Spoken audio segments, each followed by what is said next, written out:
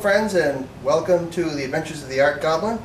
This isn't necessarily an art video, but when I started with RC cars, I had no idea what I was doing. I bought an old RC car, I don't know, a long time ago, and it came with this AM radio, and I really didn't know what I was doing. So when I discovered the hobby shop that had a racetrack and people were just flying through the air with these cars, I was like, how cool is this? I want to do that. So what I ended up buying was the ECX Electrix RC car stadium truck.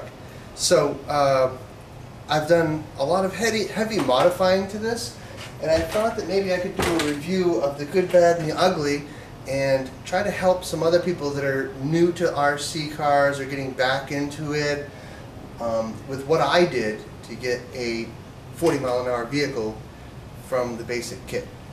And when I first bought this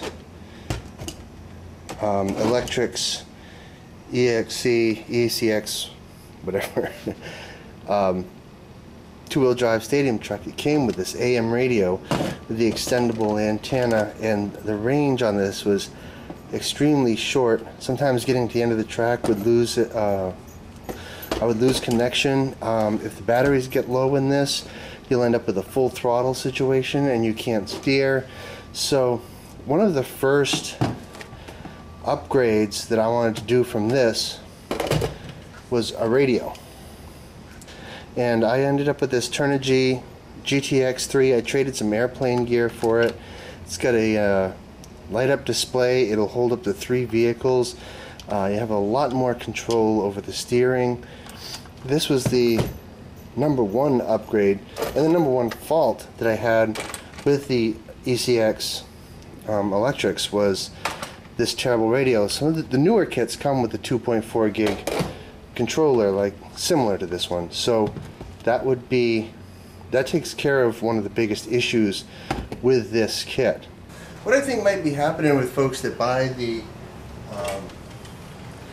ECX from Electrix is exactly for the same reason that I bought it. I think folks are buying these to get back into RC at a reasonably cheap price. I think I bought the whole kit for about $200.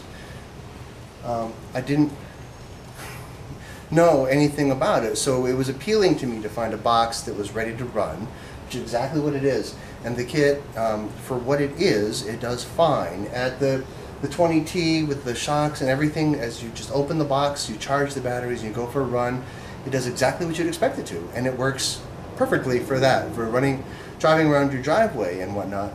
But I've managed to take the ECX and upgrade it to a place where it's pretty competitive now, and I think with an 11.1 volt battery I can get 40 plus miles an hour out of it on a straightaway, although I don't have a track that makes that practical. But as a kid, it generally held up to the abuse that I handed it out. Even after the upgrades, it held up to a lot of the heavy banging around that happens with more powerful motor, faster speeds, more demands on the slip plates and all that sort of thing. And it held up pretty well. I did do some damage when I got to high-end lipo, but that's sort of par for the course. So I think if you're just getting your feet wet into RC and it's a fun little truck to pull out of the box and drive around, then you did well. But you can also invest a little bit more and turn it into a competitive vehicle that's fun on the track and lets you keep up with everyone else. The next issue that I had with the old ECX is that it didn't really go very fast. It comes with a 20T motor in it. You can buy an upgrade from this to a 15T, I believe, from ECX. And this was the speed controller that was in it. And let's take a look under the hood here.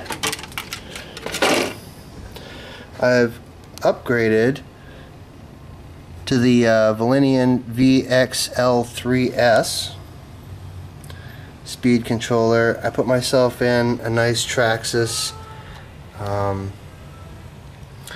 motor back here.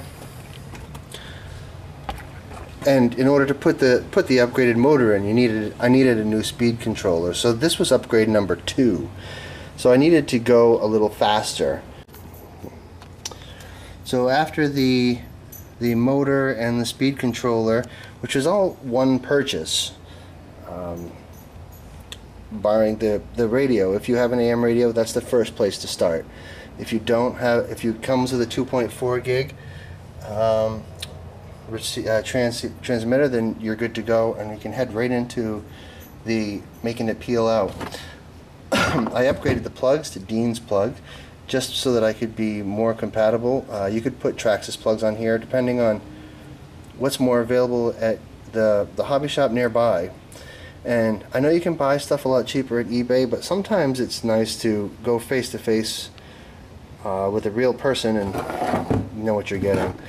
So this kit came with these 1800 nickel metal halide batteries. I would get about 8 minutes of run time and be about an hour or so charging it.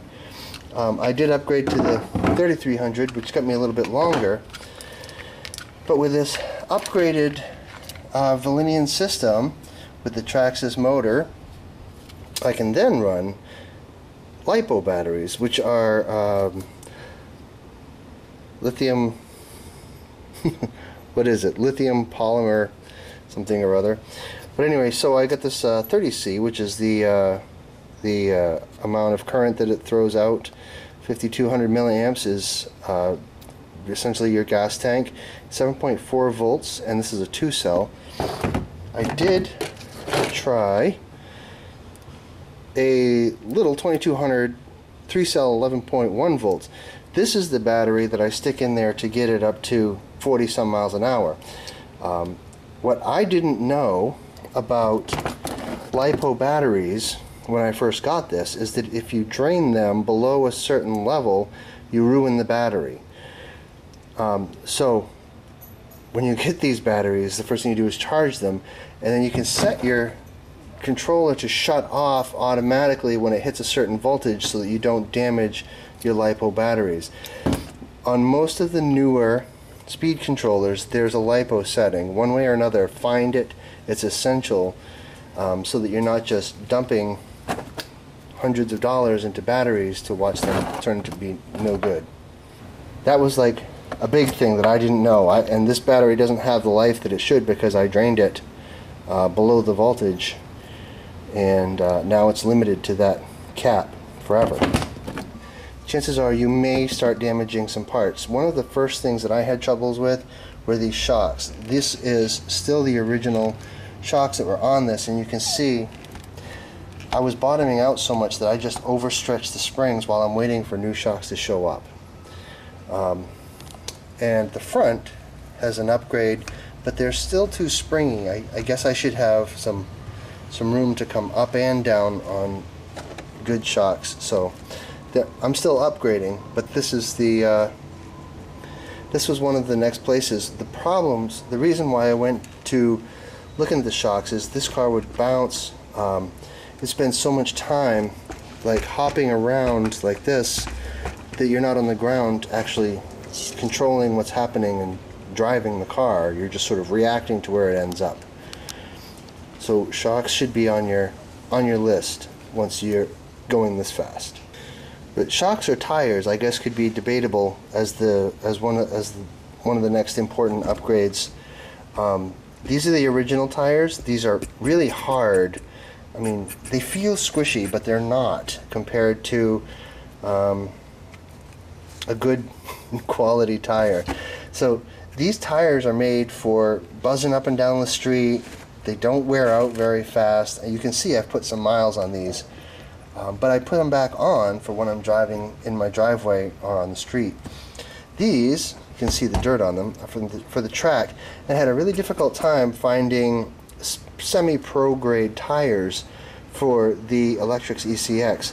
And what these are these are short course tires. It's a little bit bigger, but you can see the inside here, that's that hex, and inside of your wheel on the ECX in there is a little hex adapter. Let's get that out. Here we are. I was really struggling to find, this one's a little beat up, I do have some new ones on the way. I just ordered them last night. But you can see this little hex adapter fits right inside the hub of the wheels that come with the ECX. And these are, I think, J-Concept tires, and they're short course tires. And there's a hex fitting in there that this fits right into. And you can pop it right onto that pin adapter there. So you can swap your tires out. These hard tires are, they bounce an awful lot, and they'll end up with some shake and rattle. You could alternatively save the rubber and replace the rubber. You just have to soak them in acetone, remove this, and then you can just buy the rubber and replace that. But I found these short course rims and these tires, these are super softs. I'm questioning the wisdom of buying super softs, but I only drive these on dirt, and they seem to be holding up okay. And the J-Concepts are super grippy. They've been terrific tires. So after a transmitter, motor, battery, whole system upgrade there, shocks and all, there's some fine-tuning that needs to happen to bring the Electrix ECX to peak performance.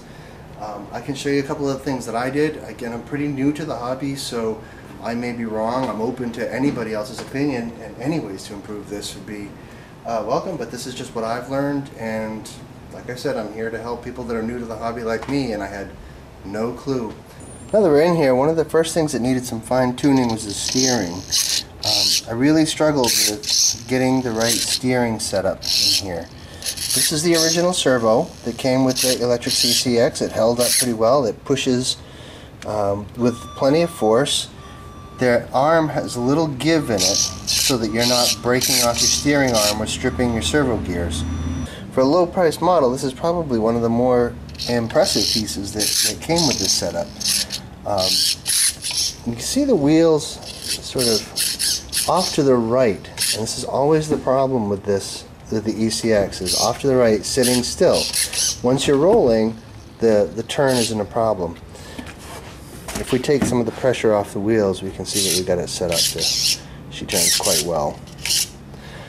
But that's not the issue, as much as what goes on with the servo. If you listen very carefully, there's a hum on the servo, and it's pushing when it shouldn't be. So it takes a little adjustment to get it so that when you go all the way on your steering, that servo isn't always pushing and causing stress on the gears. So in here on my setup for my radio, I have a nice little endpoint option here, and I can set that. It takes about 78% one way and 110% in the opposite direction to get the full range of motion out of the steering box. So when you upgrade your radio, that is one of the things to consider, is can you set the amount of throw on your servos from your transmitter. Because once I did, I have a much better range of motion on my steering now and have a lot more control over the vehicle. So for fine-tuning, that was one of the specialty things. The next fine-tuning item is getting these shocks fixed so that I can come up and down and maximize the amount of time that the wheels are on the ground. Steering, once you get the lipo set up and all of this super fast stuff, the problem becomes keeping the front wheels on the ground. I tried weighting the front with marginal success at best, and especially with this upgrade, the entire kit itself is a little back heavy, so it does take some practice to get used to braking in the air or weighting the front, but you can only weight this so much, especially with this 5300 battery in here. It's about all the weight that it can handle, so you're really pushing on the gears. Which brings us to the next fine-tuning element. Inside this box is the main spur gear, and on it is a slip plate, and that slip plate is going to become essential once you're turning out the kind of speed that we have in the new upgraded Electrix ECX. Getting it set just right, there's all sorts of videos online, and I'm afraid to offer advice because I may be wrong. But it should just slip just a little bit when you take off so that you minimize the spin outs. So getting that set, I've burnt out one or two of these, but you can find them online though. The spur gear and slip pads are only like $4 or $5 at best online, so I'll put a link to that at the bottom, and all these parts, I'll put a link to all of these parts in the foot of the video. I hope this was helpful. Overall, the Electrix ECX, for a ready to run, out of the box, sort of cheap, get your feet wet thing, it was worth my money, I think, completely. I had a lot of fun with it driving around, and then once I got to the track I was able to upgrade it reasonably. Most hobby shops aren't carrying the Electrix ECX parts. Some do, some don't. It's kind of hit or miss. It's not as widely used as Traxxas, but if you have some patience to order your parts online, you can upgrade it to a reasonable level. And like I said, I think I have this car up to about 40-45 miles an hour tops with 11.1 battery in it. But I'm also twisting off drive shafts at that, so we don't want to do that. The 7.4 seems to be just the right place for competition. Added these pin clips so I don't lose my pins, and I think you're going to enjoy the Electrix ECX if this is where you're starting.